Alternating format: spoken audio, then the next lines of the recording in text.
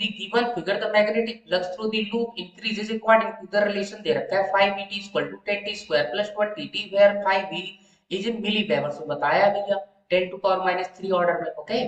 And t in second बोला है the magnitude of the current through r equal to 2 ohm resistor at t equal to 5 second milli ampere में current बताना है this question याद कीजिए 2021 numerical answer type का question है भैया ठीक है। इस लूप का जो है आपको क्या दे रखा है रेजिस्टेंस 2 ओम दे रखा है time t equal to 5 second पे आपको इसे करंट बता देना है ओके भाई सॉल्यूशन बेटा समझ लेते हैं इसके कॉन्सेप्ट को यहाँ पे 5t इक्वल टू दे रखा है आपको 10t स्क्वायर प्लस आपका 20 into t आया समझ में यहाँ से लगा दो बेटा कौन सा law Faraday law equal to minus d5/dt है ना इसको डिफरेंशिएट कर दो भैया ठीक है टाइम के रिस्पेक्ट में तो 10 पूजा यहाँ पे कितना हो जाएगा आपका 20 into t प्लस आपका कितना 20 आया समझ में टाइम की वैल्यू कितनी रख दो यहाँ पे टाइम की वैल्यू रख दो इसका मैग्नीट्यूड अपन ले लेंगे भैया ठीक है 20 मल्टीप्लाई 5 प्लस आपका कितना हो जाएगा 20 आया समझ में तो e इक्वल टू कितना हो जाएगा माइनस 800 और प्लस 20 तो आपके पास इंडूस का मैग्नीट्यूड आ जाएगा कितना 120 मिली वोल्ट अब मिली वोल्ट में लेना पड़ेगा क्योंकि आपको यहाँ पे जो ये वैल्यू दे रखा है flux that is milli weber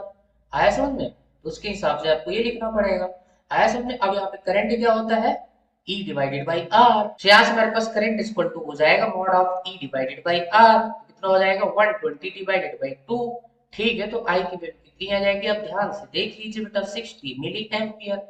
ठीक तो ये मेरे पास सर्किट में करंट आ जाएगा लूप में करंट आ जाएगा भाई तो यहाँ पे जस्ट आपको कितना भर देना था भाई 60 मिली एम्पियर ठीक तो ये मेरे पास इस क्वेश्चन का आंसर हो जाएगा